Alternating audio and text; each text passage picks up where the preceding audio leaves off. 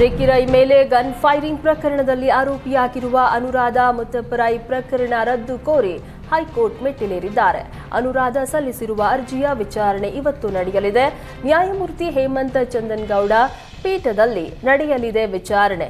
Ricky Rai ಹತ್ಯೆ ಯತ್ನ ಕೇಸಿನ ಎಫ್ಐಆರ್ನಲ್ಲಿ ಆರೋಪಿಯಾಗಿರುವ ಅನುರಾಧ ಪ್ರಕರಣ ರದ್ದು ಕೋರಿ ಹೈಕೋರ್ಟ್ಗೆ ಅರ್ಜಿಯನ್ನ ಸಲ್ಲಿಸಿದ್ರು. ಬೆಂಗಳೂರಿನ ಹೆಗ್ಗನಹಳ್ಳಿ ಮುತ್ತುರಾಯಪ್ಪ ಬಿಲ್ಡಿಂಗ್ನಲ್ಲಿರುವ ಕೆನರಾ ಬ್ಯಾಂಕ್ ಎಟಿಎಂನಲ್ಲಿ ದರೋಡೆಗೆ ಖದೀಮರು ವಿಫಲ ಯತ್ನ ನಡೆಸಿದ್ದಾರೆ. ಎಟಿಎಂನಲ್ಲಿ ಹಣ ದೋಚಲು ಬಂದಿದ್ದ ಇಬ್ಬರು ಖತರ್ನಾಕ್ಗಳು ಎಟಿಎಂನ ಡಿಸ್ಪ್ಲೇ ಬಾಕ್ಸ್ ತೆಗೆದಿದ್ದಾರೆ. ಈ ವೇಳೆ ಸೈರನ್ ಮೊಳಗಿದೆ.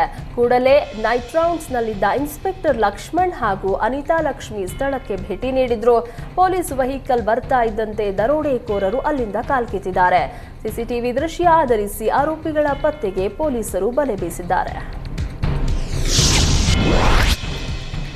ಇಂದು ಸಿಎಂ ಸಿದ್ದರಾಮಯ್ಯ ಮಂಡ್ಯ ಜಿಲ್ಲಾ ಪ್ರವಾಸ ಕೈಗೊಳ್ಳಲಿದ್ದಾರೆ. 39 ವರ್ಷಗಳ ನಂತರ ನಡೆಯುತ್ತಿರುವ 14 ಕೂಟದ ದೇವರುಗಳ ದೊಡ್ಡ ಹಬ್ಬದಲ್ಲಿ ಸಿಎಂ ಸಿದ್ದರಾಮಯ್ಯ ಪಾಲ್ಗೊಳ್ಳಲಿದ್ದಾರೆ.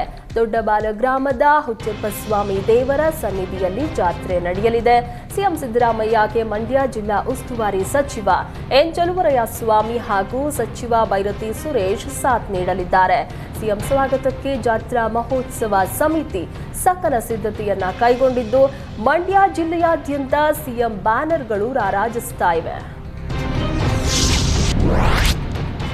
ಬೇಸಿಗೆ ಮಳೆ ಅಬ್ಬರಕ್ಕೆ ಮೈಸೂರಿನಲ್ಲಿ 100 ಎಕರೆ ಬೆಳೆ ನಾಶವಾಗಿದೆ. ಮೈಸೂರು ತಾಲೂಕಿನ ಬೊಮ್ಮೇನಹಳ್ಳಿ ಸುತ್ತಮುತ್ತಲಿನ ಗ್ರಾಮದಲ್ಲಿ ಮಾವು, ಸಪೋಟ, ತೆಂಗು ಸೇರಿದಂತೆ ಹಲವು ಬೆಳೆಗಳು ವರುಣಾರ್ಭಟಕ್ಕೆ ನೆಲಕ್ಕಚ್ಚಿವೆ. ಅದರಲ್ಲೂ ಗಾಳಿ ಮಳೆಗೆ ಮಾವಿನ ಹಣ್ಣು ನೆಲಕ್ಕೆ ಬಿದ್ದು ಹಾಳಾಗಿದೆ. ಲಕ್ಷಾಂತರ ರೂಪಾಯಿ ಮೌಲ್ಯದ ಮಾವಿನ ಬೆಳೆ ಕಳೆದುಕೊಂಡು ರೈತರು ಕಣ್ಣೀರಿಟ್ಟಿದ್ದು ಸೂಕ್ತ ಪರಿಹಾರಕ್ಕಾಗಿ ಸರ್ಕಾರಕ್ಕೆ ಆಗ್ರಹಿಸಿದ್ದಾರೆ. ಬಿಜೆಪಿ ಜನಾಕ್ರೋಶ ಯಾತ್ರೆ ಗದಗ ಬಳಿಕ ಕೊಪ್ಪಳಕ್ಕೆ ಇಂದು ಸಂಜೆ 4 ಗಂಟೆಗೆ ಆಗಮಿಸಲಿದೆ. ಬಿವೈ ವಿಜಯೇಂದ್ರ ನೇತೃತ್ವದಲ್ಲಿ ಅಶೋಕ ವೃತ್ತದಿಂದ ಆರಂಭಗೊಳ್ಳಲಿರುವ ಜನಾಕ್ರೋಶ ಯಾತ್ರೆ ಬಸವೇಶ್ವರ ವೃತ್ತದಲ್ಲಿ ಅಂತ್ಯಗೊಳ್ಳಲಿದೆ. ಬಸವೇಶ್ವರ ವೃತ್ತದಲ್ಲಿ ಬಹಿರಂಗ ಸಭೆಯಲ್ಲಿ ಆರ್ ಅಶೋಕ್, ಛಲವಾದಿ ನಾರಾಯಣಸ್ವಾಮಿ, ಗೋವಿಂದ ಕಾರಜೋಳ, ಸಿಟಿ ರವಿ, ಶ್ರೀರಾಮುಲು ಸೇರಿ ಸ್ಥಳೀಯ ಮುಖಂಡರು ಭಾಗಿಯಾಗಲಿದ್ದಾರೆ. ಸಾವಿರಾರು ಕಾರ್ಯಕರ್ತರು ಭಾಗಿಯಾಗುವ ನಿರೀಕ್ಷೆ ಇದೆ.